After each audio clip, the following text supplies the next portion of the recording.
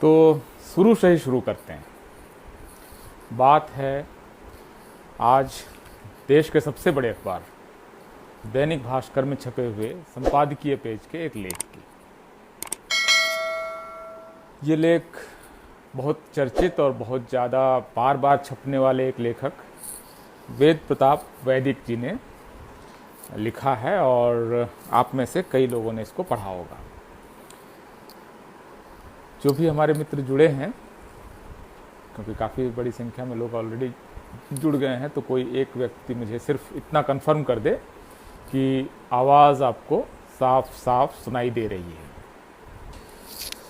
तो मैंने ये कहा कि बात शुरू से ही शुरू करते हैं और दक्षिण जो विचार का क्षेत्र है जिसको दक्षिण पंथ कहते हैं, वहाँ से उस धारा का एक लेखक है वेद प्रताप वैदिक, और उन्होंने एक लेख लिखा है जिस लेख का शीर्षक है जनगणना में जाति नहीं, जरूरत पूछी जाए तभी पिछड़ों का हित होगा।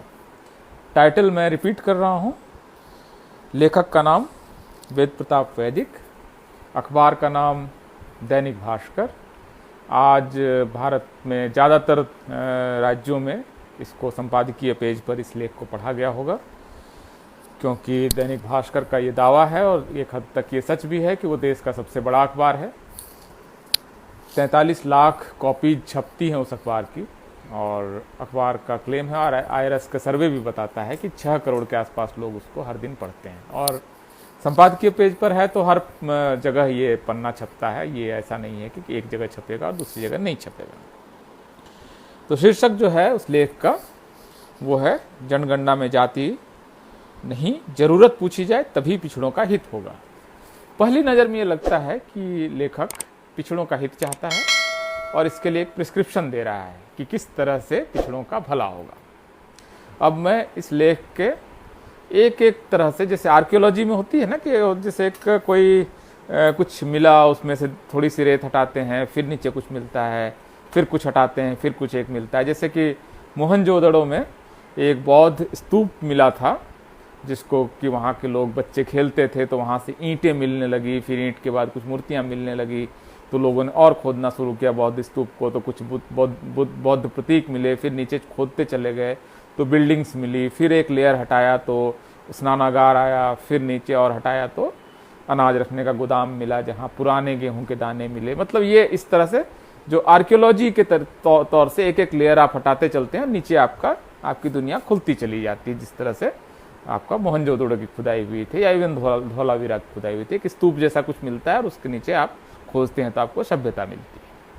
खैर, तो इस आर्टिकल को हम उसी मेथड से, उसी मेथोडोलॉजी से पढ़ने की कोशिश करेंगे। तो सबसे पहले इसका टाइटल मैंने आपको बताया। टाइटल जो है वो कि पिछड़ों का हित कैसे होगा, इसके बारे में वेद प्रताप वैदिक एक प्रिस्क्रिप्शन देते हैं कि ये तरीका है, ये करने से पिछड़ों का भला होगा। फाइन। तो ये जो पूरा लेख है, इसमें मैं जो एक और मेथड अपना रहा हूँ कि जो उनका विचार पक्ष है इस लेख में, जो उनकी ओपिनियन है, जो राय है कि जाति जनगणना नहीं होनी चाहिए, इस पर मैं बात नहीं करूंगा कि होनी चाहिए कि नहीं होनी चाहिए। वेद प्रताप वैदिक एक लेखक हैं और लेखक के नाते उनको ये ओपिनियन रखने का अधिकार है कि जाति की जनगणना हो या ना हो, आरक्षण हो या ना हो, ऐसा ओपिनियन रखने का उनको पूरा अधिकार है। किसी भी व्यक्ति को लोकतंत्र में अधिकार मिलना चाहिए। मैं यहाँ पर उन ओपिनियंस की बात नहीं कर रहा हूँ, ना उसका काउंटर ओपिनियन दे रहा हूँ। इसके लिए मैं पहले आपसे बात कर चुका हूँ कि जाति जनगणना पर मेरी क्या राय है वो आप जानते हैं। वेद प्रताप वैदिक की क्या राय है वो आप जानते हैं, वो खिलाफ हैं। फाइन, यहाँ तक मुझे कोई एतराज नहीं, यहाँ तक मुझे कोई आपत्ति नहीं है। समस्या ये है कि इस बात को साबित करने के लिए वेद प्रताप वैदिक जो तरीका अपनाते हैं वो निहायत मूर्खतापूर्ण, बेवकूफ़ी भरा और एक एब्सर्डिटी की हद तक जाता हुआ उनकी तर्क पद्धति है। यहाँ पर ज़्यादा समस्या खड़ी होती है, क्योंकि भारत में अखबारों में छपे हुए शब्द को सत्य मान लेने की एक परंपरा है, बल्कि छपे हुए शब्द को सत्य मान लेने की बहुत परंपरा है। तो लोग उसको एक रेफरेंस पॉइंट के तौर पर लेते हैं कि अखबार में छपा है जी, झूठ कैसे हो सकता है? अखबार में छपा, ये देखो अखबार में छपा है, अखबार में छपा है ना, झूठ नहीं हो सकता है। तो अखबार में जो छप जाता है और बड़े अखबारों में छप जाता है उसको लोग सच मान लेते हैं। ये उसकी हम लोगों की ट्रेनिंग है बचपन से कि कोई चीज़ अगर डिस्प्यूटेड है, कंटेस्टेड है, कोई कंटेस्टेशन आ रहा है, कोई कॉन्ट्रडिक्शन आ रहा है, कोई कॉन्ट्रेरियन व्यू आ रहा है, then we just show the news clipping and prove our point. This is our way of doing things. This is how our epistemology is. This is how we are trained to put forward our arguments. So this is how we are. So ये जो पूरा मामला है कि जो जनगणना का प्रश्न है इस पर उनकी अपनी एक राय है, कोई दिक्कत नहीं, लेकिन जिस तरीके से उन्होंने रखा है इस पर मैं बात कर रहा हूँ और उनके इस लेख के साथ फैक्चुअल गलतियों की ओर आपका ध्यान आकृष्ट करने की कोशिश करूंगा। अगर आप में से जिन लोगों ने देखा होगा, जिनके घर में दैनिक भास्कर आता है, वो निकाल लें। संपादकीय पन्ने पर ये लेख छपा हुआ है वेद प्रताप वैदिक का। वो कुछ बहुत बड़ा क्लेम भी करते हैं कि वो किसी पद पे हैं, वो संस्था उन्होंने खुद बनाई है जिसके वो अध्यक्ष हैं। ये उनका मतलब ये उनकी महानता है। पहली गलती जो वो फैक्चुअली गलती करते हैं, थोड़ा सा एक और चीज मैं बता दूं कि वेद प्रताप वैदिक बहुत मैंवादी हैं, मतलब कि सारी चीज़ों के सेंटर में मैंने ये किया, मैंने ये करा दिया, मैंने पॉलिसी बदलवा दी, मैंने इस प्रधानमंत्री को ये बोल दिया। ये जो मैं जो है ये उनका एक सेंट्रल थीम है उनके सारे लेख में। अगर आप देखेंगे तो इसमें भी जैसे वो कहते हैं कि जाति की जनगणना का प्रश्न इस समय हम इसलिए डिस्कस कर रहे हैं क्योंकि नीतीश कुमार ने उठाया है, लेकिन 10 साल पहले जब जनगणना हो रही थी तब भी बहुत सारे पॉलिटिकल पार्टीज कह रहे थे, लेकिन हमने और मैंने उस समय एक मुहिम चलाई और जो 2011 से जाति जनगणना शुरू हुई थी उसको सोनिया गांधी से कह के मैंने रुकवा दिया। अब ये देखिए, ये इसका मैंवाद है। ये यहाँ पर उनका अहंकार देखिए कि मैंने सोनिया गांधी से कह के जाति जनगणना के आंकड़े रुकवा दिए। अब देखिए इसमें फैक्चुअल गलती क्या है। 2011 से भारत में कास्ट सेंसस एक शुरू हुआ, socio economic caste census 2011, SECC 2011। आप लोग जनरल नॉलेज की किताब में पढ़ते होंगे। आप लोगों को जनरल नॉलेज की किताब से ये भी पता है कि वो जनगणना 2016 में खत्म हुई। 2016 में जो जनगणना खत्म हुई उसके बारे में वेद प्रताप वैदिक के क्लेम करते हैं कि हमने सोनिया गांधी से कह के इस जनगणना को रुकवा दिया। पहला तो आप अगर देख रहे हैं इस समय अखबार का पन्ना तो आप देख सकते हैं कि ये एक तो मेजर गलती उन्होंने, तो एक मिस इन्फॉर्मेशन या फेक न्यूज उन्होंने फैलाई। सोनिया गांधी ने रोक दिया जी मेरे कहने पर। ये बहुत इंपॉर्टेंट है। अगले पैराग्राफ में कहते हैं कि जब ये जनगणना वगैरह हो रही थी तो नरेंद्र मोदी गुजरात के मुख्यमंत्री थे, वो जाति जनगणना के खिलाफ थे और वो जब प्रधानमंत्री बने तो उन्होंने भी जाति जनगणना के आंकड़े आने रुकवा दिए। अब या तो सोनिया गांधी ने रुकवा दिया या नरेंद्र मोदी ने रुकवा दिया। जाहिर है कि यहां पर वो फिर गड़बड़ी कर रहे हैं। 2016 में जो आंकड़े रोके गए, जाहिर है कि वो काम नरेंद्र मोदी ही कर सकते थे। सोनिया गांधी इस काम को नहीं करने की स्थिति में नहीं थी, वो पोजीशन ही नहीं थी। मतलब विपक्ष और सोनिया गांधी की जो अभी स्थिति है उसमें वो कोई फैसला करवा दे इस सरकार से, ये पॉसिबल नहीं है। तो एक तो बड़ी गलती ये है। यहाँ पर मैं थोड़ा सा रुकता हूँ, मेरा एक रिक्वेस्ट और करता हूँ क्योंकि ऑलरेडी काफ़ी लोग इसको देख रहे हैं, तो मेरा एक रिक्वेस्ट है कि जो संभव है वो इसको एक बार शेयर कर लें। अगर आपके लिए आपको इम्पोर्टेंट लग रहा है तो आपके दोस्तों के लिए भी इम्पोर्टेंट होगा। मेरा ये मतलब मेरी तर्क पद्धति ये कहती है कि अगर आप इतना समय लगाकर इसको सुन रहे हैं इस समय, जबकि आप एंटरटेनमेंट कर सकते थे, बहुत कुछ कर सकते थे, तो जाहिर है कि आपके मित्रों के लिए भी ये वीडियो इम्पॉर्टेंट होगा, तभी आप इतना कीमती समय लगा रहे हैं। यहाँ के बाद से वो सोनिया गांधी को मैंने बोल दिया, नरेंद्र मोदी को कह के हमने रुकवा दिया जाति जनगणना के आंकड़े। अब आगे बढ़ते हैं और वो कहते हैं, अब वो बताते हैं कि अंग्रेजों ने जाति जनगणना शुरू कराई थी। क्यों? क्योंकि 1857 हो गया था और इससे वो डरे हुए थे, बड़ी एकता बन गई थी भारतीय समाज में, और इसकी वजह से 1861 में उन्होंने जाति जनगणना करवा दी। अब बताइए कि 12वीं पास जो इवन आर्ट स्ट्रीम से जो मतलब पॉलिटिकल साइंस वगैरह जिसने थोड़ी सी भी पढ़ाई की है उनको ये तो पता ही होगा कि भारत में पहली जनगणना जो है वो 1872 में जाके पूरी होती है। अब ये लेकिन अब ये विद्वान है, जान पहचान है और लेख छपवाने की इनमें क्षमता है, तो ये इनके हिसाब से 1861 में पहली जनगणना हो गई। तो ये एक्चुअली बड़ी गलती उन्होंने यहाँ पर की है। जो पहली जनगणना है आप जानते हैं, और भारत की जनगणना के वेबसाइट पे भी जाके आप देख सकते हैं, उन्होंने फर्स्ट में ही हिस्ट्री ऑफ सेंसस छाप रखा है और उसमें ये कहा गया है कि जो 1864-65 में शुरू हुई और 1872 में खत्म हुई है पहली जनगणना है जो बहुत लंबे समय तक चली थी। तो ये हिस्ट्री ऐसी नहीं है जो छुपी हुई है, लेकिन वेद प्रताप वैदिक को ऐसा लगता है कि वो हर विषय के ज्ञाता है। जैसे मैं आमतौर पर 3 या 4 सब्जेक्ट से बाहर नहीं जाता हूँ, मैं बहुत सारे विषय जिसमें मैं नहीं जाता हूँ, मैं न्यूक्लियर साइंस पर नहीं जाऊँगा क्योंकि उस बारे में मेरी गति नहीं है, मैं इंटरनेशनल रिलेशंस पर आमतौर पर नहीं बोलता हूँ, मैं आमतौर पर 2 देशों के इकोनॉमिक रिलेशंस वगैरह पर नहीं बोलता हूँ, मैं आमतौर पर बहुत सारे विषय हैं जिस पर मैं नहीं बोलता हूँ। मुझे 3 या 4 विषय पूरे जीवन में सैकड़ों किताबें पढ़कर मुझे लगता है ये 3-4 विषय हैं जिसमें हमारा थोड़ा सा अध्ययन है, तो थोड़ी बहुत बात मैं रख सकता हूँ। उसमें मैं बहुत हमेशा बोलता हूँ कि हो सकता है कि सत्य इसके परे भी है, हो सकता है कि सत्य इसके बियॉन्ड भी है। मैं जहाँ तक जानता हूँ वहाँ तक मेरा सच इतना सा है, इसके बियॉन्ड भी सच हो सकता है। लेकिन वेद प्रताप वैदिक ज्ञान तो वहीं से निकला हुआ है, सारे मतलब ज्ञान के स्रोत हैं, तो वो कुछ भी कर सकते हैं। उनके हिसाब से 1861 में हो गई और भास्कर ने छाप दिया। मतलब यहाँ पर मेरे पास एक और सवाल है, इस तरह की गलतियाँ करने के लिए जब कॉपी आई होगी जो भास्कर के संपादकीय डेस्क पर, वहाँ किसने इसको पास किया होगा, उसके ज्ञान क्या क्या स्तर है, वो एक बड़े अखबार के संपादकीय पेज पर बैठने के काबिल क्यों है अगर वो ऐसी गलतियां नहीं पकड़ सकता है। या फिर ऐसा होगा कि वेद प्रताप वैदिक मालिक के परिचित हैं, उनका लेख है, जैसा है वैसा छापना पड़ेगा। दोनों स्थितियां हो सकती है, इसलिए मैं जरूरी नहीं है कि इसमें पत्रकार का दोष है, लेकिन पत्रकार को थोड़ा सा ध्यान तो रखना चाहिए, एक रिक्वेस्ट करना चाहिए कि सर देख लीजिए, हमें लग रहा है कि आप ये गलती कर रहे हैं। कैसे आप कह रहे हैं कि एक ही जनगणना को सोनिया गांधी और नरेंद्र मोदी दोनों ने रोका, ये मतलब कैसी बात आप कर रहे हैं। मतलब दोनों में से एक ही तो रोक सकता है। किसी एक कालखंड में एक घटना हुई है, उसको 2 व्यक्ति मतलब कैसे कर सकता है। तो ये इस तरह के बहुत सारे सवाल हैं। जनगणना का वर्ष वगैरह ये सब तो कोई भी चेक कर सकता है, पता नहीं। एनीवेज उन्होंने तो ये कह दिया। अब उन्होंने आगे लिखा, आगे की लाइन पढ़िए अगर आपके सामने अखबार खुला हुआ है तो, कि 1831 की जनगणना के आधार पर हंटर रिपोर्ट आई और इसके आधार पर 1905 में बंग भंग हो गया। अब इस एक सेंटेंस को आप फिर से सुनिए।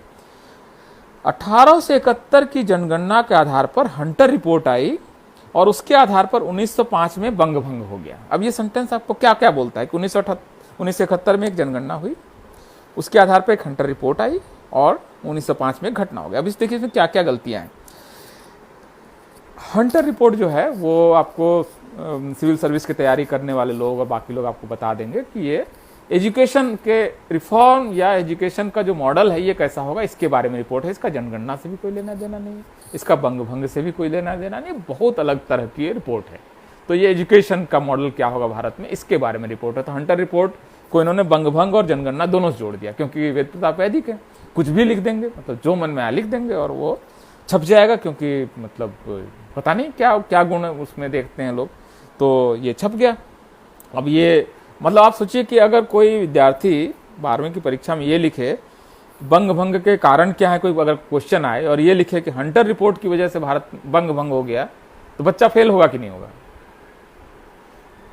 इतिहास का कौन सा टीचर उस स्टूडेंट को पास कर देगा जो ये लिखेगा कि बंग भंग 1871 की जनगणना की वजह से हुआ और हंटर रिपोर्ट की वजह से हुआ। इसको लिखकर कोई पास हो सकता है क्या परीक्षा में, बताइए। आप में से कई सारे लोग अभी इस समय लगभग 300-325 लोग देख रहे हैं, उसमें से कुछ लोग हिस्ट्री के स्टूडेंट या हिस्ट्री के टीचर रहे होंगे।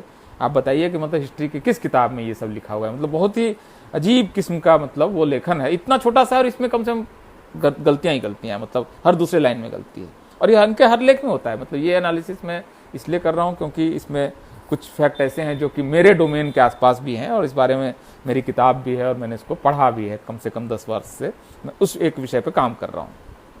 अगला पैराग्राफ, 1931 में जाति जनगणना होती है और उन्हीं 90 साल पुराने आंकड़ों के आधार पर आरक्षण की गाड़ी चल रही है। फाइन, यहां तक तो आप ठीक ही कह रहे हैं कि 1931 में जाति जनगणना हुई और 90 साल पुराने आंकड़ों के आधार पर आरक्षण की गाड़ी चल रही है। आपको पसंद नहीं आ रहा है कि क्यों 90 साल पुराने आंकड़ों के आधार पर चल रहा है, तो नए आंकड़े कैसे आएंगे साहब। नए आंकड़ों के लिए तो जाति जनगणना करानी पड़ेगी, नहीं तो आपको 1931 के आधार पर करना ही पड़ेगा, क्योंकि आर्टिकल 340 है, आर्टिकल आपको 16(4) है, रिप्रेजेंटेशन का क्वेश्चन है कॉन्स्टिट्यूशन का। ये सब कैसे आप सॉल्व करेंगे अगर आपके पास जाति का कोई, आपको उस हिसाब से बनाना पड़ेगा। और आप क्योंकि नई जनगणना नहीं कराना चाहते हैं तो आप जाहिर है कि 1931 के आधार पर कराएंगे। तो ये यहाँ पर एक अंतर्विरोधी स्थिति है। वो जाति जनगणना का विरोध कर रहे हैं लेकिन ये कह रहे हैं कि 90 साल पुराने आंकड़ों से आरक्षण की गाड़ी चल रही है, ऐसा कब तक चलता रहेगा? नहीं चलना चाहिए। बिल्कुल fair enough, you have valid point, so argue for caste census. Why are you arguing against caste census in that scenario, if that is your point? Anyways, अगला पैराग्राफ बहुत दिलचस्प है। यहाँ पर आप थोड़ा सा ठहरिए, अगर मतलब थोड़ा ठंडा दिमाग कीजिए और सुनिए अगला सेंटेंस। मैंने क्या कहा? पहला सेंटेंस, 1931 में जाति जनगणना हुई, 90 साल पुराने आंकड़ों से आरक्षण की गाड़ी चल रही है, ऐसा कब तक चलेगा? अगला सेंटेंस, गांधी और कांग्रेस के विरोध के कारण 1931 में जाति जनगणना नहीं हुई। मतलब आप ये बात बोल सकते हैं? मतलब आप सोचिए कि एक व्यक्ति क्या ये सेंटेंस बोल सकता है कि 1931 में जाति जनगणना हुई, 90 साल पुराने आंकड़ों से आरक्षण की गाड़ी चल रही है, ऐसा कब तक चलेगा? गांधी और कांग्रेस के विरोध के कारण 1931 में जाति जनगणना नहीं हुई। और ये कह के वो आदमी भारत के सबसे बड़े अखबार में लिखकर निकल जाता है। मतलब ये तो मतलब अगर कोई स्टूडेंट इससे जनरल नॉलेज सीखेगा तो वो गारंटेड फेल होगा, उसको उसकी दुनिया की कोई ताकत उसको पास नहीं करा सकती जनरल नॉलेज का एग्जाम। जनरल नॉलेज से ही बिगाड़ ही देगा आदमी। फाइन, अब अगले पैराग्राफ पे आते हैं। संविधान के मुताबिक 50% से ज्यादा जन्म आधारित आरक्षण नहीं हो सकता। अब इस सेंटेंस पर आप गौर कीजिए। संविधान के मुताबिक, ये बहुत इंपॉर्टेंट है, 50% से ज्यादा जन्म आधारित आरक्षण नहीं हो सकता। ये एक सेंटेंस बहुत तरह से गलत है, क्योंकि एक तो संविधान में, आप में से ज्यादातर लोगों ने संविधान को कम से कम एक बार तो पढ़ा ही होगा। संविधान में कोई अनुच्छेद ऐसा नहीं है, कोई अध्याय ऐसा नहीं है जिसमें इस बात का जिक्र है कि आरक्षण कितना होना चाहिए, इतना होना चाहिए, 22%, 18%, 27%, 50%, कहीं पर भी इसका जिक्र नहीं। दो चीजों का जिक्र नहीं है। जो नौकरी और शिक्षा का आरक्षण है वो कितने समय के लिए जारी रहेगा, इसका कहीं जिक्र नहीं है, और कितना होना चाहिए इसका संविधान में कम से कम कोई जिक्र नहीं है। स्पष्ट रूप से आप जानते हैं, मतलब ये ऐसी बात नहीं है। और ये बात लेकिन इस आदमी को नहीं मालूम, वेद प्रताप वैदिक को नहीं मालूम कि संविधान में नहीं लिखा हुआ है। मतलब बोल गया, लिख गया, मतलब जो मन में आया, मतलब जो मन में आया लिख दिया।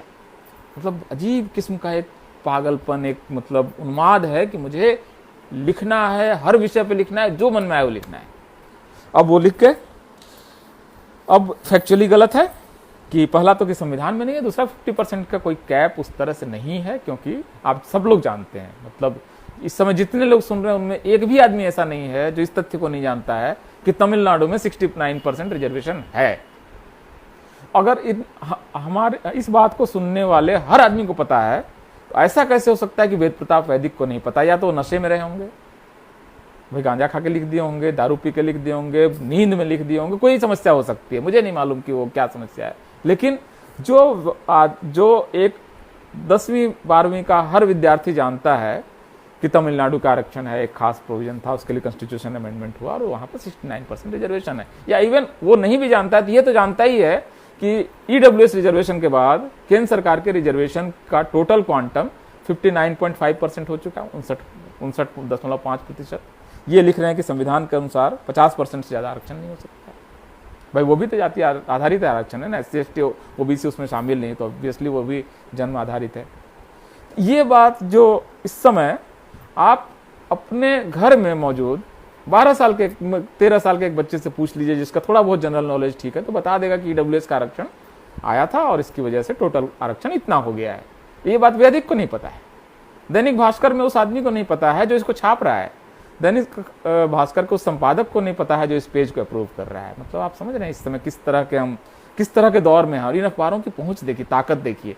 ये हिंदी का सबसे बड़ा अखबार है, भारत का सबसे बड़ा अखबार है, 6 करोड़ इसके हर दिन इसको पढ़ा जाता है। इसकी वेबसाइट सबसे पावरफुल वेबसाइट है, सबसे ज्यादा जिन वेबसाइट्स को देखा जाता है। मतलब कितनी रीच है, कितनी पहुंच है, इतनी पहुंच तक वो करोड़ों लोगों तक अपनी बात पहुंचा रहे हैं। हम अपनी बात सोशल मीडिया के जरिए कितने लोगों तक पहुंचा लेंगे? भाई ये वीडियो आदर्श स्थितियों में 20 से 30 हजार लोग तक देखा जाएगा अगर 2-3 दिन बाद देखेंगे, और इसके अलावा कुछ यूट्यूब चैनल उठा लेंगे तो वहां से 5 लाख लोगों तक ये वीडियो पहुंचेगा मैक्सिमम। मतलब आज से 1 हफ्ते बाद अगर हम इसका आंकड़ा जुटाएंगे तो। लेकिन जहाँ कहाँ 5 लाख और कहाँ 6 करोड़, आप समझिए कि उनकी पहुंच और उनकी ताकत देखिए, झूठ की ताकत देखिए। ये बहुत बड़ा दायरा है। मतलब आप सब लोग इसको शेयर कर दें, आगे भी इसको शेयर हो जाए, जैसे पिछला वीडियो 4,500 लोगों ने शेयर किया था, तो इस तरह का अगर हो जाएगा तो हो सकता है कि वो 5-7 लाख लोगों तक पहुंचेगा। लेकिन उनकी ताकत तो बहुत ज़्यादा है, और ये कितना कितना जगह वो पहुंचेगा जहां तक हमारी पहुंच नहीं है। तो अब ये है, आगे देखिए, एक तो 50% आरक्षण वाली संविधान में के मुताबिक लिख रहे हैं। अगला, आरक्षण से क्या फर्क पड़ जाएगा? 500-700 नौकरियों का ही तो फर्क पड़ेगा। 500-700 नौकरियां इस देश में केंद्र सरकार, राज्य सरकार और स्थानीय निकाय जहां आरक्षण लागू है, कुल नौकरियों की संख्या 1,78,00,000 है। 1% के हेर फेर से लाखों नौकरियां इधर सुधर हो जाती है। जब 1% आरक्षण बढ़ या घट जाता है तो लाखों नौकरियां इधर सुधर होती है। 500-700 नौकरियों का मामला नहीं है। 500-700 नौकरियों का मामला होता तो सवर्णों के बच्चे आत्मदाह नहीं कर रहे होते इस सवाल पे, और वो सड़क पर जो झाड़ू लगाते हैं और नाटक करते हैं ना, वो अगर सिर्फ 500-700 नौकरियों का आरक्षण इसमें अगर मामला होता, आरक्षण की ताकत देखिए ना, पूरा शेड्यूल्ड कास्ट का पूरा मिडिल क्लास इस समय जो आपको दिख रहा है वो पूरा रिजर्वेशन से आया है। मतलब लाखों नौकरियों का मामला है। 500-700 नौकरी किसको बेवकूफ बना रहे हैं वेद प्रताप वैदिक? 500-700 नौकरियों का मामला है। फिर आगे लिख रहे हैं, कुछ हजार लोगों को जाति के आधार पर नौकरी मिल जाएगी। पहला तो जाति के आधार पर नहीं मिलेगी, उसके लिए संवैधानिक व्यवस्थाएं हैं, इसके मतलब कारण है।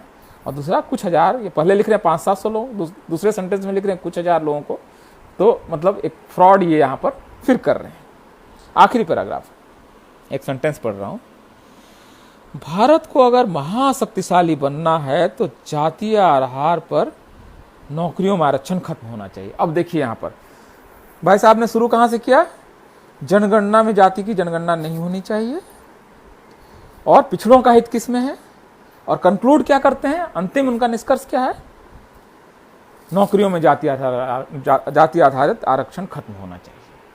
मतलब आप सोचिए कि ये आदमी कितना फ्रॉड है, कितना इसके अंदर अंतर्द्वंद है, कितना गलत तथ्यों के आधार पर अपनी बात को रख रहा है, और इस तरह से अपनी बात करोड़ों लोगों तक पहुंचाकर ओपिनियन बना रहा है। चूंकि मैं इस बात को आज एक और आपको इंपॉर्टेंट बात बता रहा हूं कि जाति जनगणना के खिलाफ लेखों की अब श्रृंखला शुरू हुई है।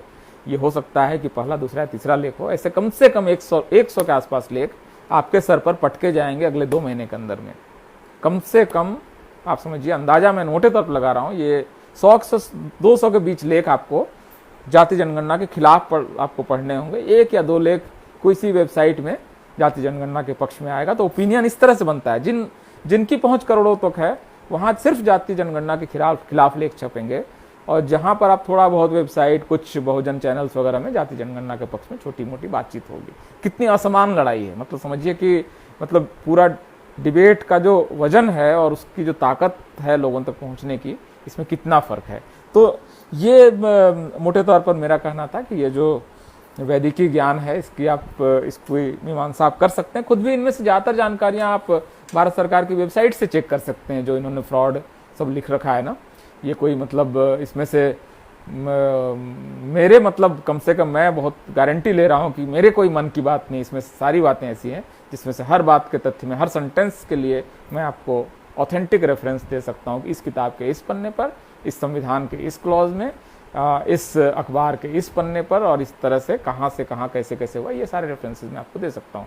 बहरहाल मेरा आखिरी निवेदन है कि इस समय भी जो 300 लोग से ज़्यादा लोग मुझे देख रहे हैं, वो कृपया इस वीडियो को अगर उपयोगी मानते हैं तो कृपया शेयर कर दें, और उपयोगी नहीं मानते हैं तो कृपया नीचे कुछ गाली गलौज भी लिखना चाहें तो लिख दें, उससे कोई फ़र्क नहीं पड़ता है। दुनिया मतलब उससे बहुत बड़ी है, आपकी गालियों वगैरह से बहुत बियॉन्ड की बात है।